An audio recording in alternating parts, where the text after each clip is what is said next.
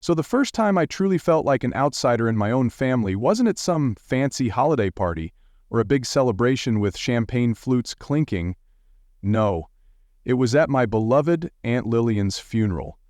There I was, standing alone under this massive oak tree, its branches casting long shadows over her casket, feeling the weight of the moment pressing down on me. I'm C, by the way, 31 years old, and I've spent my whole life trying to belong to a family that treats wealth like it's oxygen, like you can't survive without it. And there, at that funeral, I watched my cousins huddle together. Camila, Quinn, and Derek. Their designer black dresses and tailored suits gleaming like they'd stepped out of a fashion magazine, a stark contrast to my simple thrift store outfit that screamed, "I don't fit here." The irony? Aunt Lillian was the only one who ever made me feel like I did belong, like I wasn't just some stray branch on their polished family tree.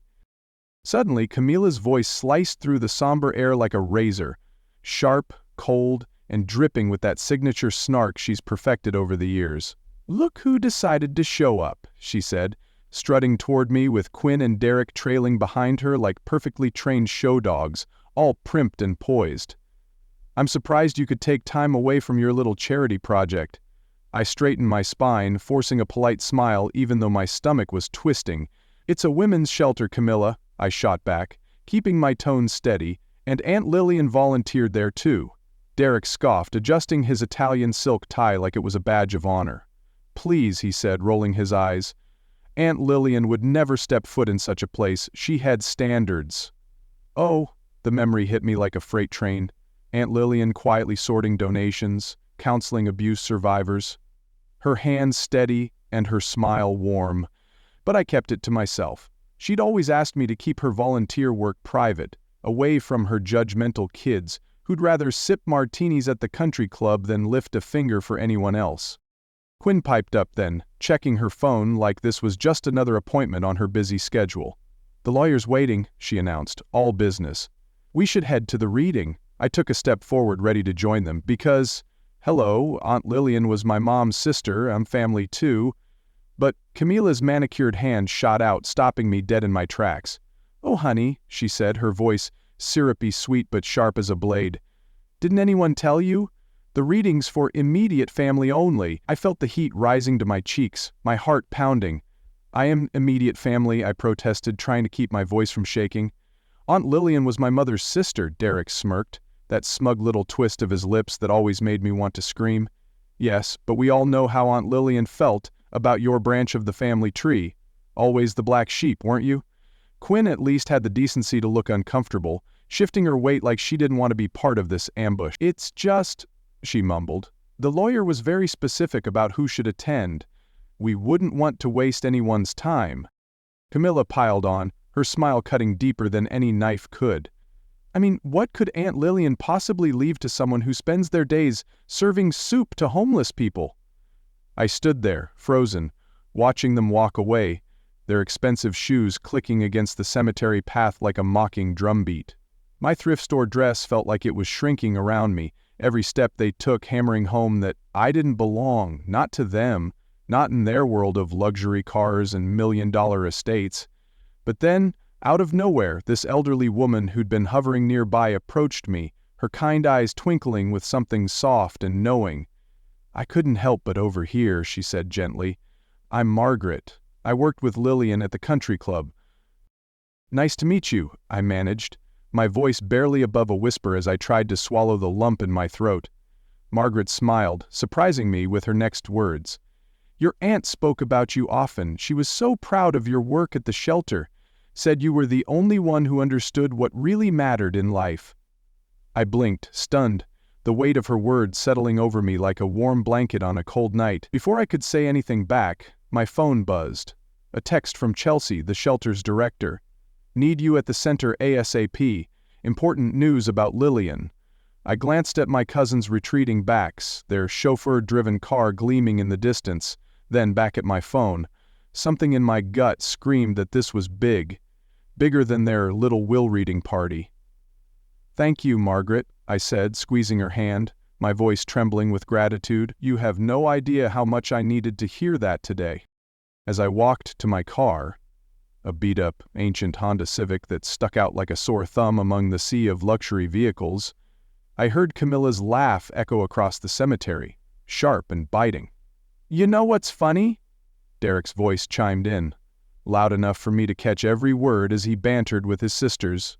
"She actually thought she'd be included in the will reading, as if Aunt Lillian would leave anything to someone who couldn't even afford a proper funeral outfit." I slid into my driver's seat, hands gripping the steering wheel until my knuckles turned white, their laughter ringing in my ears like a cruel soundtrack. 10 years ago, that sound would have made me shrink into myself, curl up into a ball of shame. Today, it just made me sad. Sad for them, sad for what they couldn't see. The last time I'd seen Aunt Lillian, just days before she passed, she'd held my hand tight, her frail fingers surprisingly strong, and whispered, "Patience, dear one. Everything will make sense soon." I started the car, taking one last look at the cemetery as my cousins disappeared into their sleek ride, probably off to carve up what they saw as their rightful inheritance. They had no idea, none at all, that Aunt Lillian had spent every Tuesday for the past 5 years at the shelter with me, quietly helping women rebuild their lives. My phone buzzed again, another text from Chelsea. "Found something Lillian left for you. You're gonna want to see this." I put the car in drive, leaving the cemetery and their cruel laughter behind me. Aunt Lillian always said timing was everything, and something deep in my bones told me she had one last lesson up her sleeve, about patience, karma, and what family legacy really means. As I merged onto the highway, heading toward the shelter, I couldn't help but smile. Maybe being an outsider wasn't such a bad thing after all. Sometimes it gives you the perfect vantage point to see what everyone else misses. The women's shelter stood in stark contrast to the sprawling mansions my cousins called home. A modest 3-story building with peeling paint and a small, scrappy garden out front that we'd all planted together one sunny afternoon. But unlike those cold marble halls they lived in, this place radiated warmth, like a heartbeat you could feel the second you walked in. As I pushed through the front door, that familiar scent of coffee and fresh-baked cookies wrapped around me like a big, cozy hug. Home, in a way their gilded cages never could be. "There you are!" Chelsea rushed forward, her gray curls bouncing with her energy. "How was the funeral?" I hung up my coat, letting out a dry laugh. "About as pleasant as you'd expect." My cousins made sure to remind me of my place in the family hierarchy, way down at the bottom, apparently. Before Chelsea could respond, Maria, one of our regular volunteers, poked her head out of the kitchen, her eyes wide with emotion. "Is it true about Miss Lillian? She really passed away?" I nodded, and Maria's eyes welled up with tears, her voice trembling. "But she was just here last week, helping me organize the donation closet." Chelsea shot me a knowing look, her lips curving into a small smile. Most of the women here had no idea she was from money. She'd show up in her gardening clothes, insisting everyone just call her Lillian. I chuckled, the memory warming me despite the day's chill. That's because the real Lillian wasn't the society woman my cousins thought they knew. Remember how she'd bring those incredible homemade cookies and tell everyone they were store-bought because she didn't want to seem like she was showing off? Chelsea laughed, then her face grew serious, which makes what I'm about to show you even more important. She led me to her office, unlocking her desk drawer with a jingle of keys, and pulled out a sealed envelope.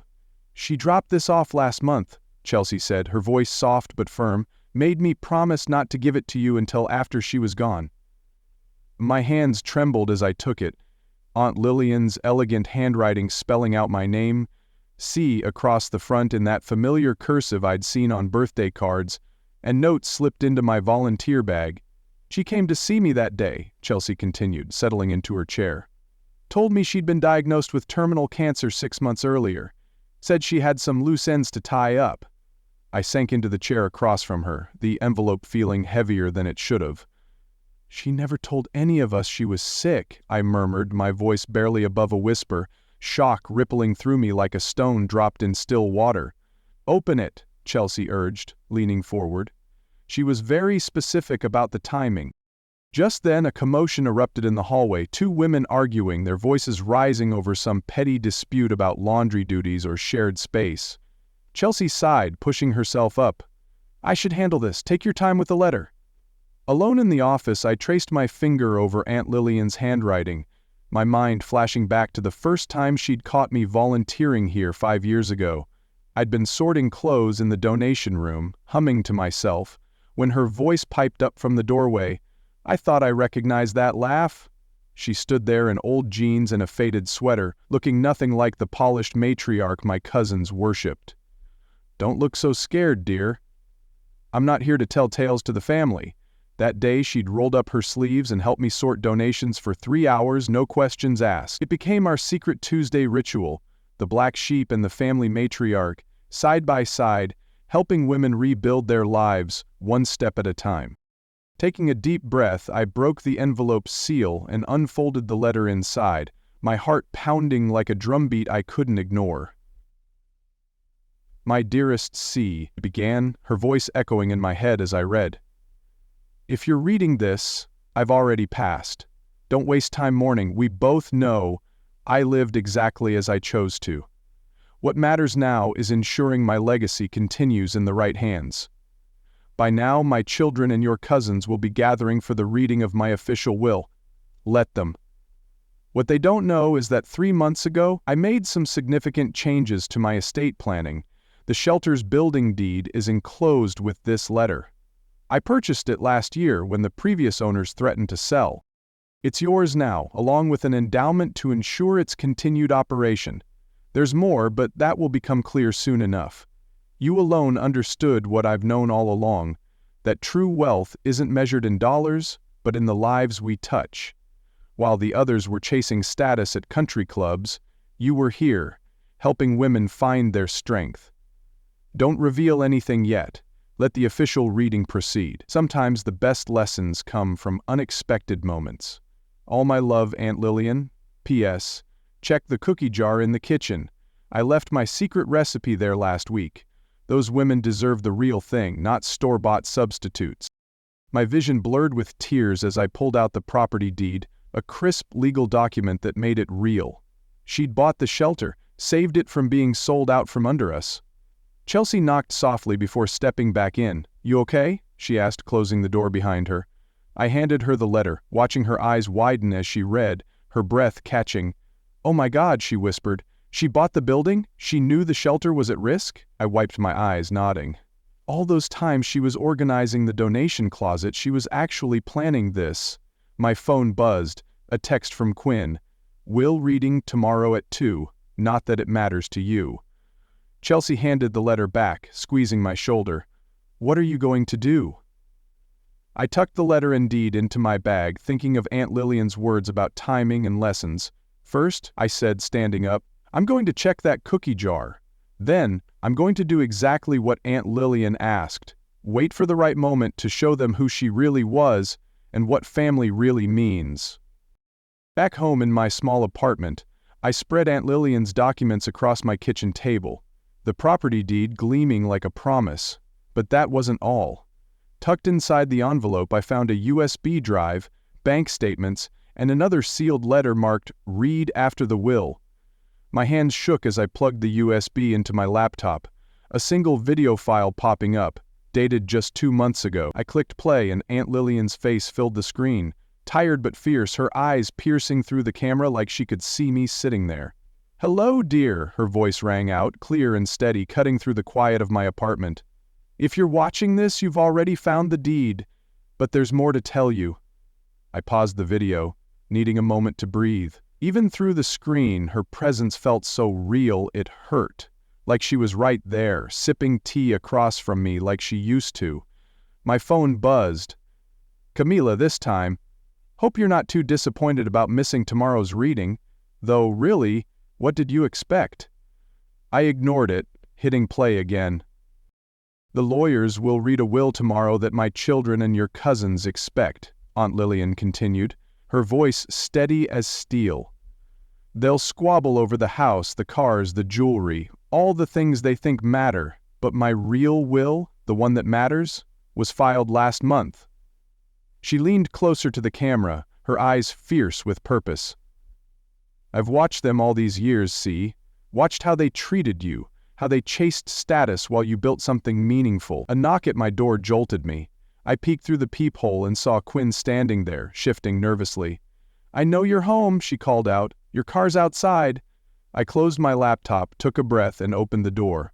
"Quinn, what are you doing here?" She brushed past me into the apartment, her designer perfume overwhelming my small space. I wanted to make sure you understood about tomorrow," she said, perching on the edge of my couch like she didn't know where to put herself. "It's not personal, isn't it?" I gestured to the couch. "Want to sit?" She stayed on the edge, looking uncomfortable.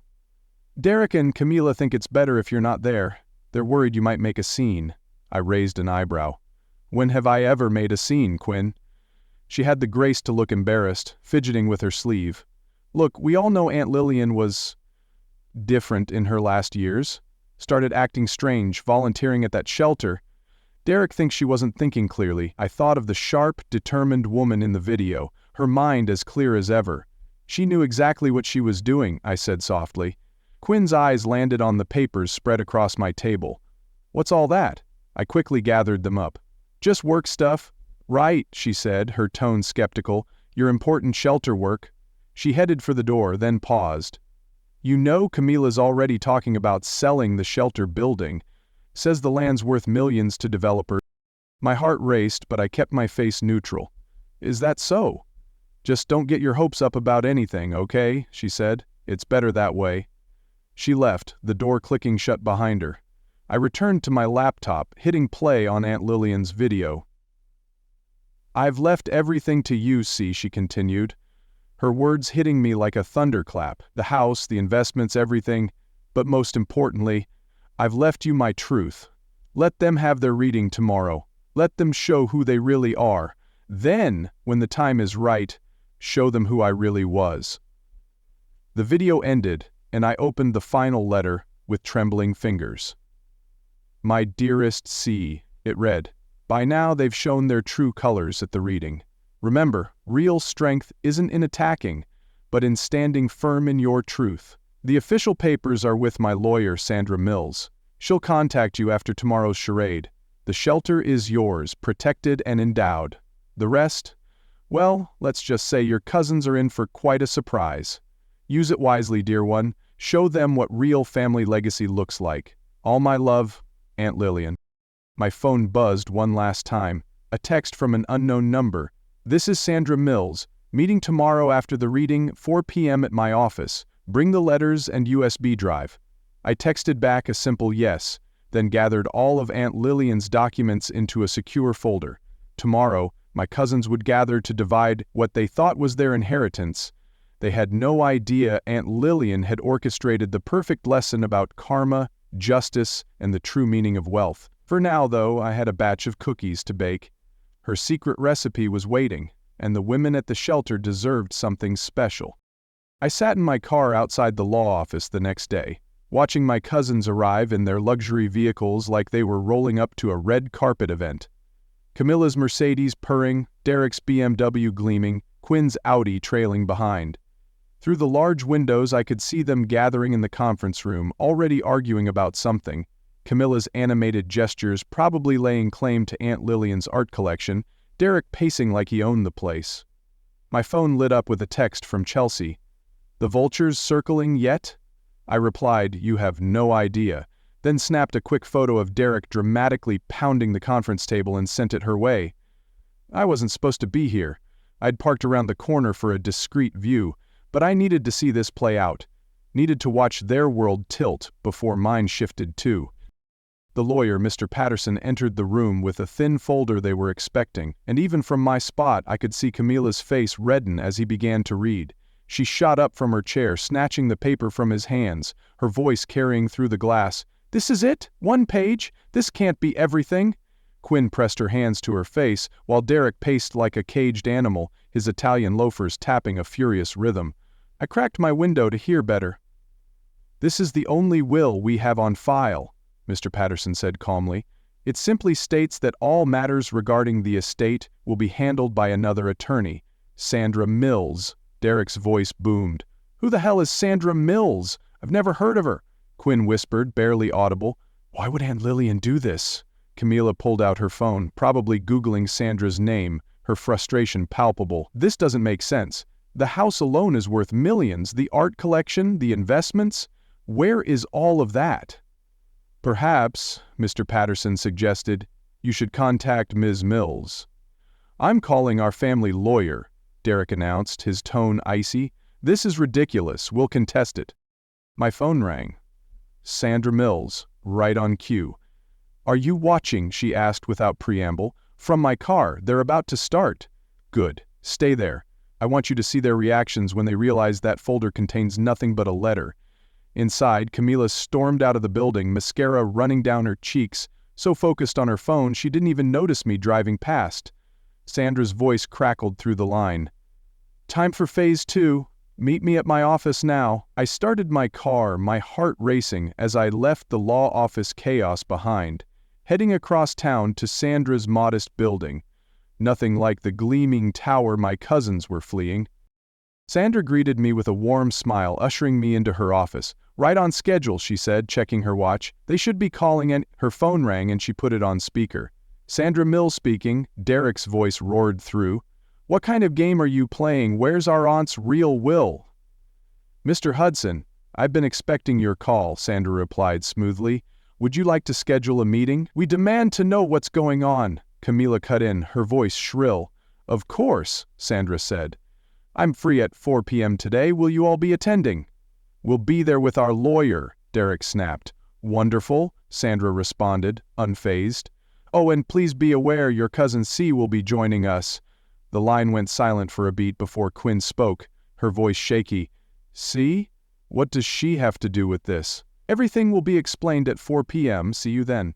She hung up, turning to me with a twinkle in her eye. Your aunt was right about them. Now let's prepare, she said, pulling out a thick folder. They'll try to paint you as a manipulator who took advantage of a confused old woman. But we have the video, I reminded her. And the letters, and the shelter's documentation, and 5 years of witnesses who saw her volunteer work. My phone buzzed with a group text from my cousins. Derek, whatever you did to manipulate AuntLillian, we'll expose you. Camilla, hope you're happy with yourself. This isn't over. Quinn, how could you do this to us? Sandra read them over my shoulder and smiled. They still think this is about them. Shall we show them what it's really about? I thought of AuntLillian's video, her letters, her quiet work at the shelter. Yes, I said, my resolve hardening. It's time they met the real AuntLillian.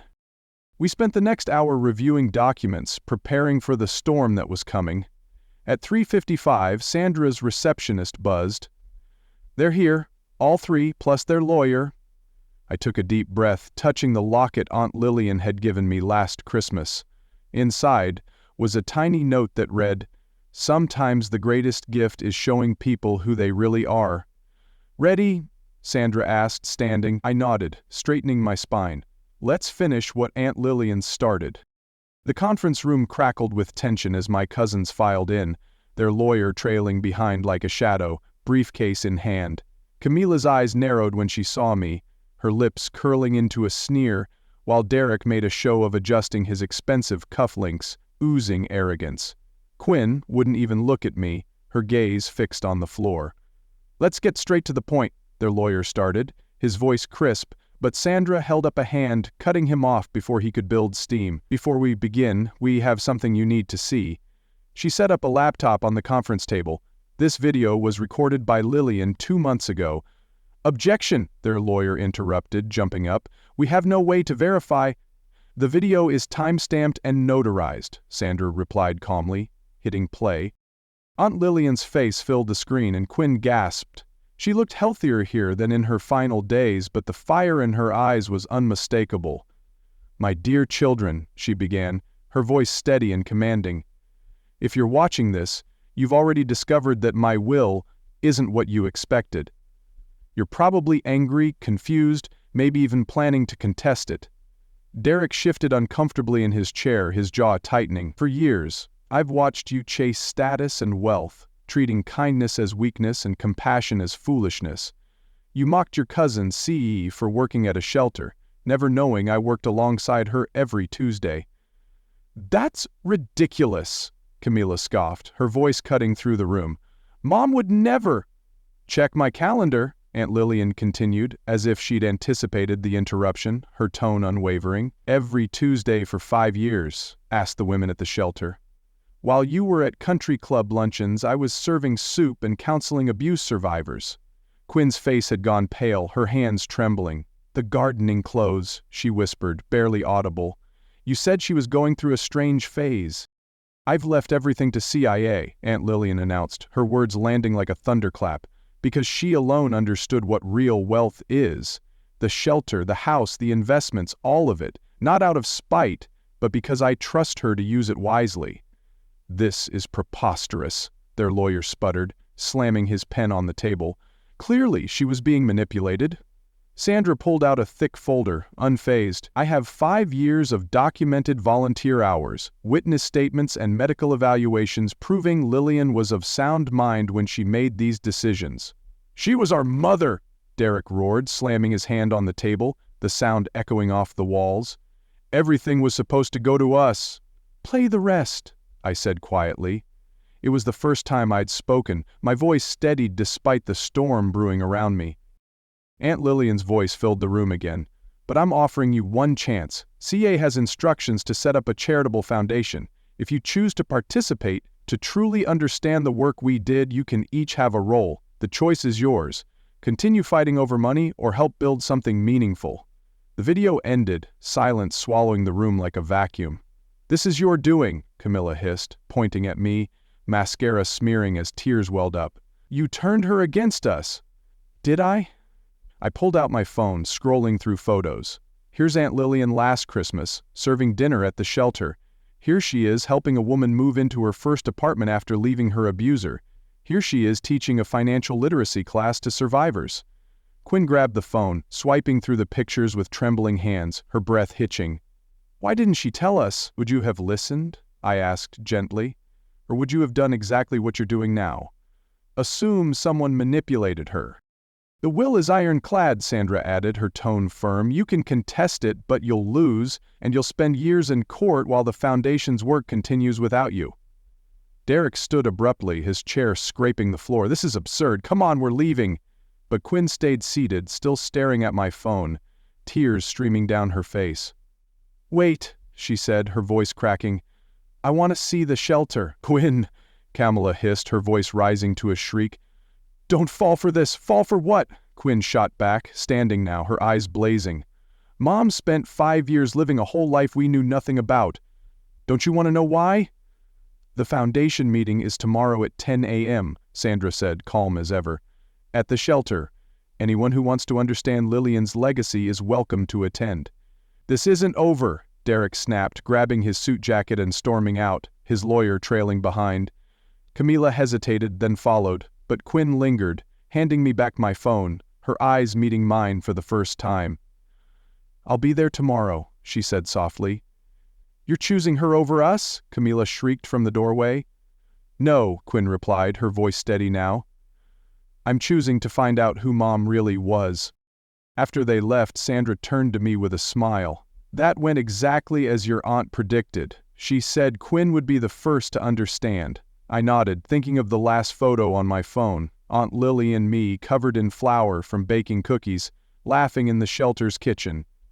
The real her? The one they never knew? At 9:55 the next morning, I arranged Aunt Lillian's cookies on a plate in the shelter's meeting room, their sweet aroma filling the air. Chelsea helped me set up chairs, shooting nervous glances at the door. "Are you sure about this?" she asked, fidgeting with a napkin. "After yesterday, they might show up with an army of lawyers." "Then we'll offer the lawyers cookies too," I said, adjusting the photo display we'd created. Dozens of pictures of Aunt Lillian at the shelter, helping women rebuild their lives, her smile lighting up every frame. At exactly 10 a.m., Quinn walked in alone, trading her usual designer outfit for jeans and a simple sweater, her eyes red like she'd been crying all night. "I brought coffee," she said awkwardly, holding up a carrier. I remembered in the photos, Mom always had a coffee cup in her hand. French vanilla with extra cream. Chelsea smiled, taking the carrier. That was her favorite. "I didn't know that," Quinn whispered, setting it down, her voice breaking. "I didn't know anything." Before I could respond, the door opened again. Camila stood there, looking out of place in 4-inch heels, her arms crossed tight. "This doesn't mean I accept any of this," she announced, her tone sharp. "I'm just here to protect our interests." "Have a cookie," I offered, holding out the plate. "AuntLillian's recipe, fresh from the oven." Camila started to refuse, then froze, her eyes widening. "Wait! These are her Christmas cookies, the ones she stopped making years ago because she said she was too busy." "She made them here every week," I said, watching her face soften. "Said the women needed something that tasted like home." Camila sank into a chair, taking a cookie with trembling hands, staring at it like it held all the answers. Quinn sat beside her, passing her a coffee, their silence heavy with unspoken words.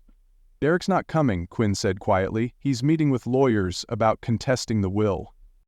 "Let me show you something," I said, pulling out Aunt Lillian's volunteer log. "Every Tuesday for 5 years. She never missed a day, even when she was sick." "Sick?"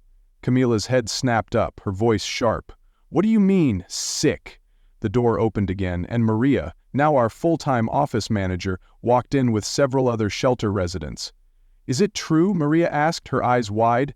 "About Miss Lillian leaving everything to the shelter?" "Not exactly," I explained.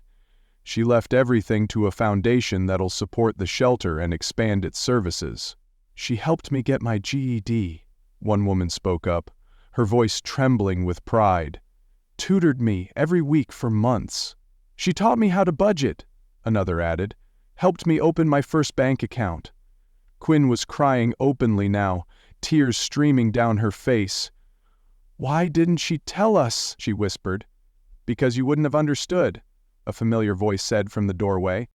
We all turned to see Marguerite, the country club worker from the funeral, standing there, a soft smile on her face. "I helped her keep her secret," she said, stepping inside. "She'd change clothes in my office before coming here." "But why?" Camila demanded, her voice breaking. "We're her children. She could have told us." "Remember when I started volunteering here?" I asked, gently.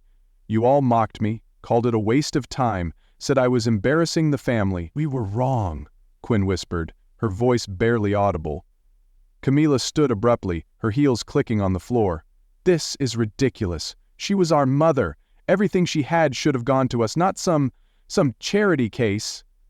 "Is that what you think this is?" Chelsea asked, her voice sharp as she gestured around. "Come with me." She led us to the shelter's kitchen, where a plaque hung on the wall, "The Lillian Hudson Teaching Kitchen, where women learn to feed their souls." "Your mother funded this kitchen last year," Chelsea explained, "said every woman deserves a place to create something beautiful." "She spent her money on this?" Camila asked, her voice faltering as she took in the space. "Women bustling around, baking, learning, laughing, instead of us?" "No," I corrected her, my tone firm but gentle. "She invested in changing lives, including yours, if you'll let her." "The foundation meeting," Quinn said suddenly, turning to me. "What exactly does it involve?" I pulled out Aunt Lillian's final plan, blueprints for expanding the shelter, adding a daycare center, creating job training programs. She wanted it to be a family legacy, I explained, but a different kind than you're used to. "I want in," Quinn said firmly, her eyes blazing with determination. "I want to understand who she really was." Camila stared at the cookie in her hand, then at the women gathered around us, women whose lives Aunt Lillian had touched with her quiet strength. "She really came here every week?" she asked softly, almost to herself. Maria nodded, her smile warm. Rain or shine, said it was the best part of her week. Camila's phone buzzed. Probably Derek, with updates from the lawyers, but she silenced it without looking, her gaze locked on the kitchen. "Show me everything," she said finally, her voice steady now. "Show me what she did here." I caught Chelsea's eye and smiled. Aunt Lillian had predicted this too in her final letter. "They'll fight it at first, but give them time, show them what real wealth looks like." The cookies will help. Some lessons, it seemed, were best taught with a little sweetness. I picked up the shelter's volunteer log and opened it to a fresh page. "Who wants to sign up for Tuesday shifts?" Quinn reached for the pen first, her hand steady as she wrote her name. a silent promise to the aunt she was only now beginning to know. The courthouse steps felt colder than usual as I waited for Sandra to arrive. 2 weeks after that shelter meeting, Derek had made good on his threat to contest the will, and today was our first hearing. Quinn appeared beside me, clutching 2 coffee cups, her face softer than I'd ever seen it. "Thought you might need this," she said, handing me one. "Thanks," I replied, surprised. "Are you sure you want to be seen with the enemy?" "Stop," she sighed, her breath visible in the chilly air. "I've been doing shifts at the shelter. I get it now. Mom wasn't crazy or manipulated, she was amazing." Camilla's Mercedes pulled up then and she stepped out in a simple black suit, no flashy attire today, just quiet determination. "Derek's already inside with the lawyers," she said, joining us. "He's not happy I'm testifying for your side." Before I could respond, Sandra arrived with her team, carrying boxes of evidence. "Ready?" she asked, her eyes sharp. I nodded, gripping my coffee. The courtroom was packed. Shelter residents filled the back rows, their presence a testament to Aunt Lillian's impact, while Derek sat up front with 3 expensive lawyers, his face a mask of fury. "All rise," the bailiff called as Judge Martinez entered, her gaze sweeping the room. Derek's lead lawyer started with the argument we'd expected. "Your Honor, we contend that Lillian Hudson was unduly influenced in her final years, led astray from her family obligations by manipulation and—" "Objection!" Sandra interrupted, her voice cutting through like a blade. "Counsel is making unfounded accusations. We have extensive documentation of Mrs. Hudson's sound mental state and deliberate choices." "Proceed with evidence," Judge Martinez ordered, her tone firm. Sandra played the video testimony first, Aunt Lillian's voice filling the room with quiet power. Then came the parade of witnesses, shelter residents, volunteers, even Lillian's doctors, all confirming her mental clarity in those final months. But the real shock hit when Quinn took the stand. "Miss Hudson," Derek's lawyer approached, his tone oily, "isn't it true your mother showed signs of mental decline?" "No," Quinn replied, her voice firm, unwavering. "She showed signs of being herself, her real self, for the first time in years. I just didn't want to see it." "But surely you agree this radical change in behavior—" "You mean helping others instead of buying designer handbags?" Quinn interrupted, her eyes flashing. "I've spent 2 weeks working at the shelter. I've seen the lives she changed. The only thing radical was how blind we were." Derek stood up, his face red with fury. "She's been brainwashed too." "Mr. Hudson," the judge warned, her gavel hovering, "control yourself." Next came Camilla's testimony. She pulled out her phone, hands shaking slightly. "I'd like to play something," she said, her voice trembling as she queued up a voicemail. The court fell silent as Aunt Lillian's voice rang out.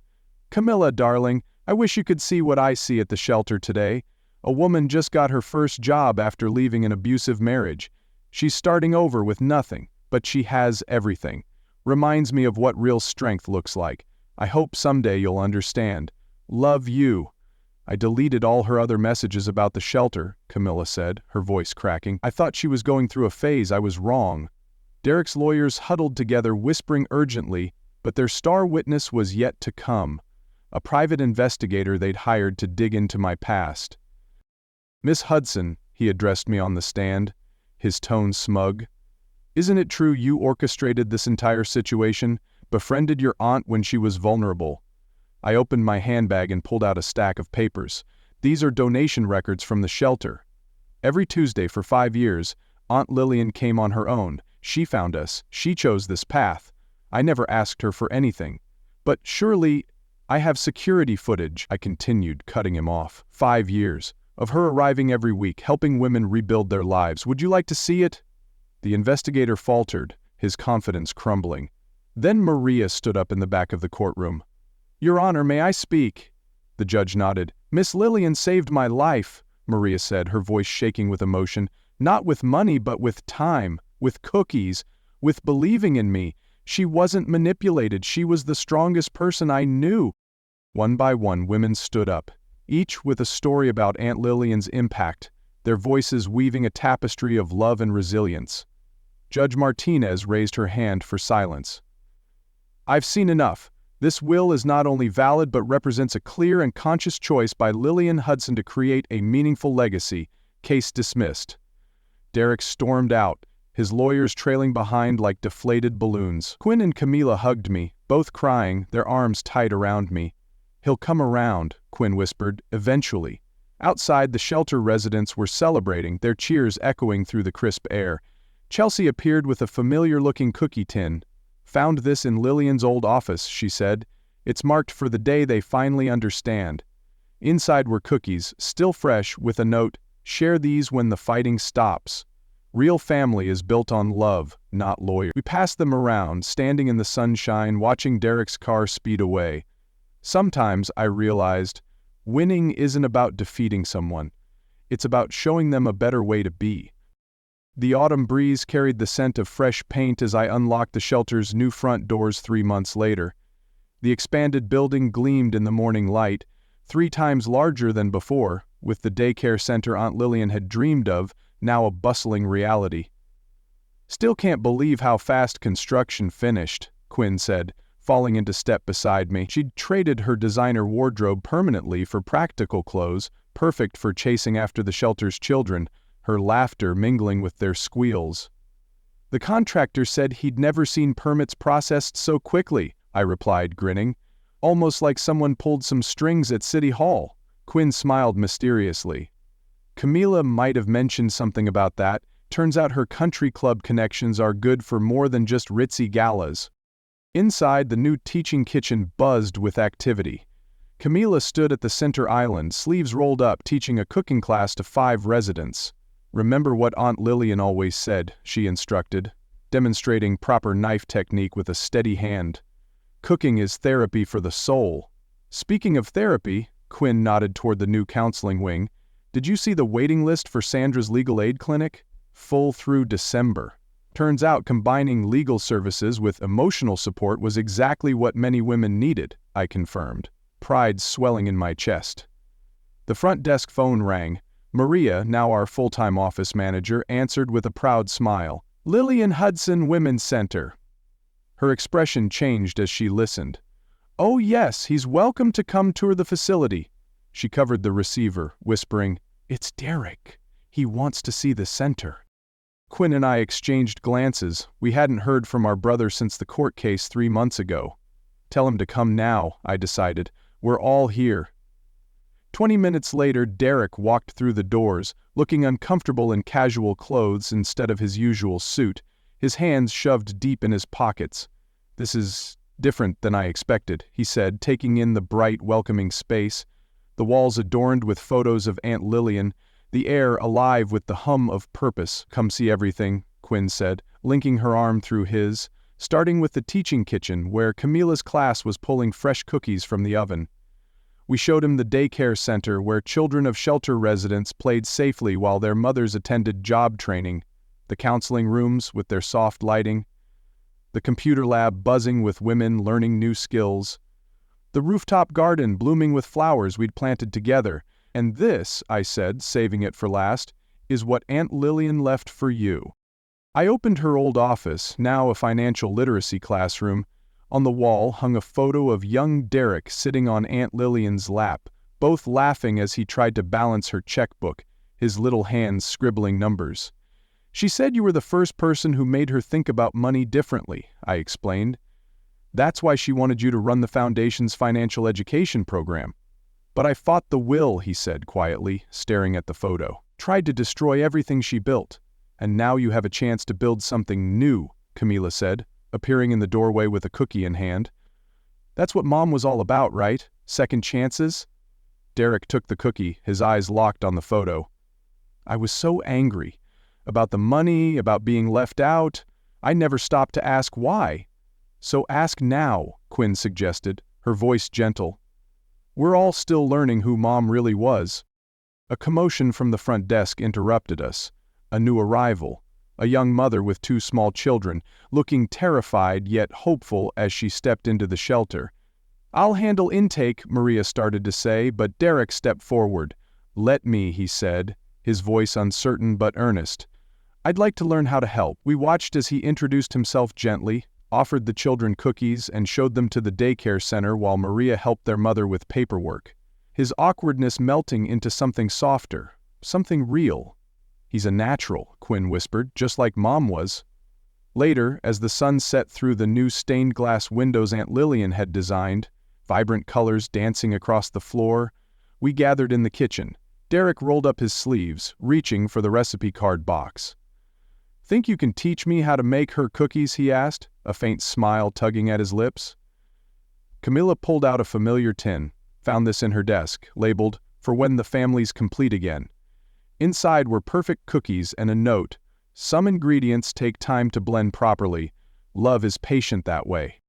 We shared the cookies, sitting together in the kitchen where it all began, the warmth of the oven mingling with the warmth of something new growing between us. Through the open door we could hear women laughing in the computer lab, children playing in the daycare, lives being rebuilt, piece by piece. "She knew, didn't she?" Derek said softly, breaking the comfortable silence. "That it would end like this?" "Not end," I corrected him, smiling as I raised my cookie. "Begin.